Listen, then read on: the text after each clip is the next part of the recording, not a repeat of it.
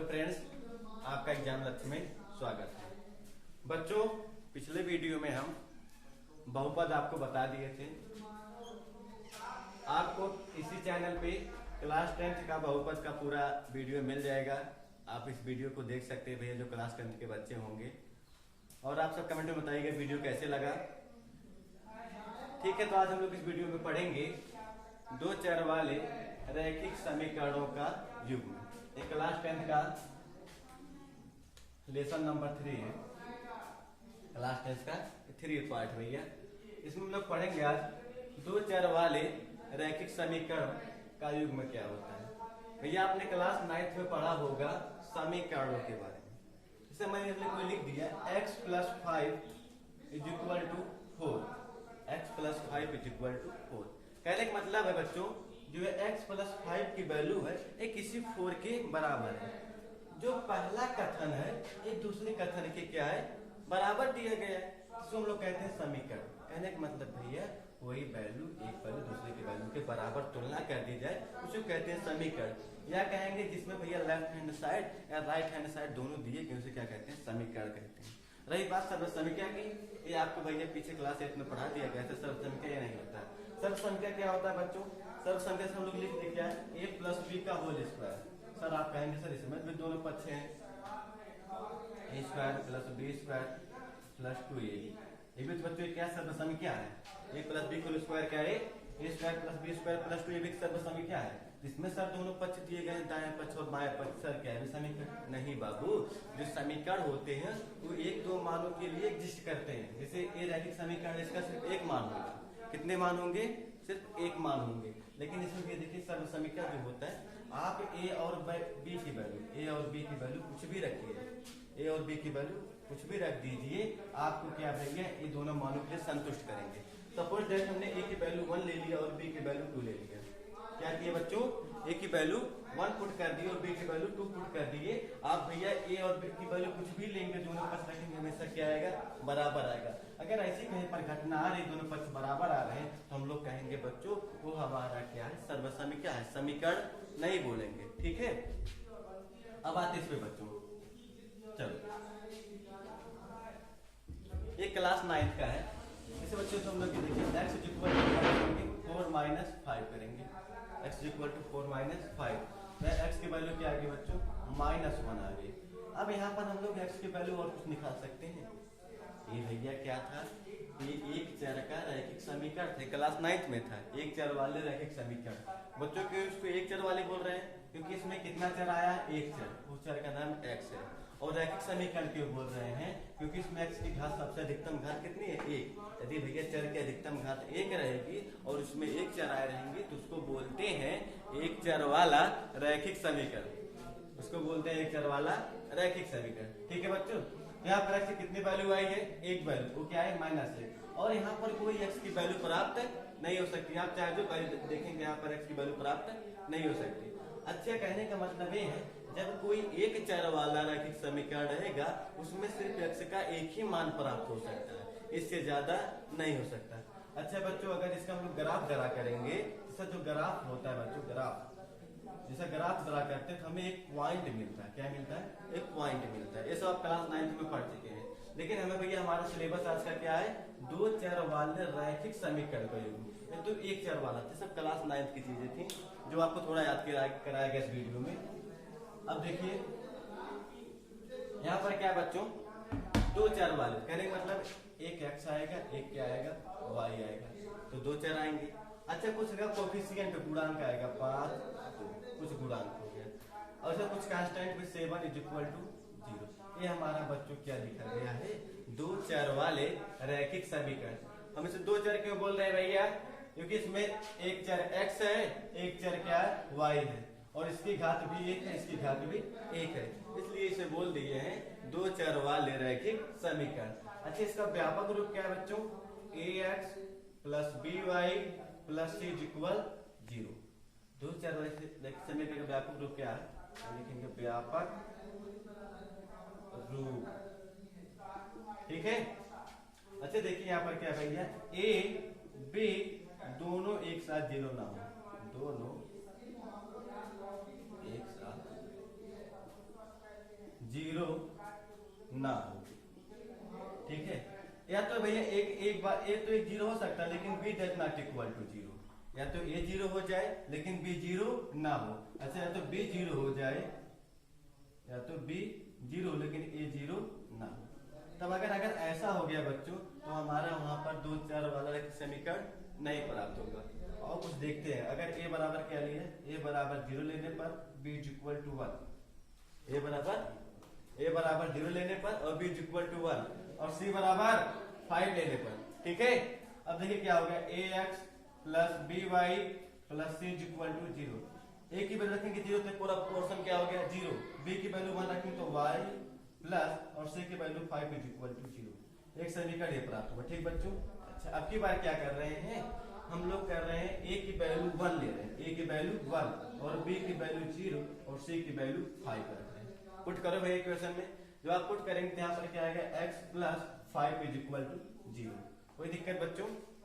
तो सर आप तो कहे थे इसमें 2 चर वाले, लेकिन सर इसमें 1 चर आ रहे हैं, तो क्या एक चर वाला समीकरण है? हाँ बच्चों, एक चर वाला भी रैखिक समीकरण इसे कह सकते हैं, लेकिन इसे 2 चर में भी लिख सकते हैं। देखो जरा कैसे, अगर लिख दे 0x plus y plus 5 equal to 0। अच्छा यहाँ पर क्या लिख दे, x plus 0y plus 5 equal to 0। कहने का मतलब है भैया जो एक चर वाले रैखिक समीकरण हैं उनको 2 चर वाले समीकरण में लिख सकते हैं। अगर कोई एक चर वाला रैखिक समीकरण दिया गया है उसको हम लोग क्या करेंगे भैया 2 चर वाले समीकरण में लिख सकते हैं। अच्छा सर तब तो इसका ग्राफ भी चेंज हो गया। हाँ भैया इसका ग्राफ भी चेंज हो जाएगा। देखिए जब ये एक चर वाला था तब हमें क्या मिलता था, पॉइंट मिलता था। क्या मिलता था बच्चों, एक पॉइंट मिलता था ऐसे। ठीक है, लेकिन हम लोग उसको 2 चर में कन्वर्ट कर दिए तो हमें क्या मिलेगी, एक लाइन मिलेगी, रेखा। क्या मिलेगा बच्चों, एक रेखा प्राप्त होता है। कहने का मतलब है जब कोई भैया एक चर वाला रैखिक समीकरण रहता है उसका ग्राफ ड्रा करने पर हमें एक पॉइंट मिलता है, और जब हम लोग ये 2 चर वाले समीकरण ग्राफ ड्रा करेंगे तो वहां पर हमें क्या मिलती है, एक रेखा प्राप्त होगी। ठीक है,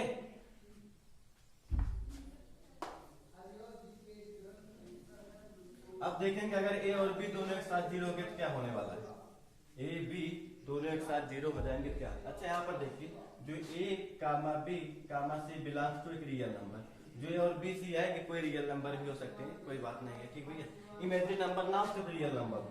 ठीक है, अब देखिए अगर ए 0 हो गया और बी भी 0 हो गया, कहने का मतलब है ए और बी दोनों एक साथ 0 हो जाए तब क्या होने वाला है, ए और बी दोनों एक साथ 0 हो जाए।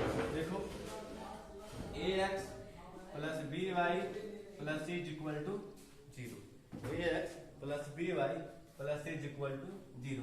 अब क्या कर रहे हैं, ए की वैल्यू 0 पुट कर दी और बी की वैल्यू 0 और सी की वैल्यू ले रहे हैं भैया कितना, 4 ले लो। ठीक है, अब देखो क्या होगा, 0 into x plus 0 into y और क्या भैया प्लस सी की वैल्यू क्या 4 इक्वल टू 0। ये पूरा पोर्शन क्या हो गया 0 प्लस 4 इक्वल टू 0। तो देखा 0 बराबर -4। क्या भैया 0 कभी -4 के बराबर हो सकता है? क्या 0 -4 के बराबर हो सकता है? कभी नहीं। तो डज नॉट इक्वल टू, ये कभी 0 के बराबर नहीं होंगे। इसलिए कहेंगे बच्चों ए और बी कभी दोनों एक साथ 0 नहीं ले सकते हैं। तो भैया आपको थोड़ा बेसिक चीज था, और कुछ ग्राफ ड्रा करते हैं।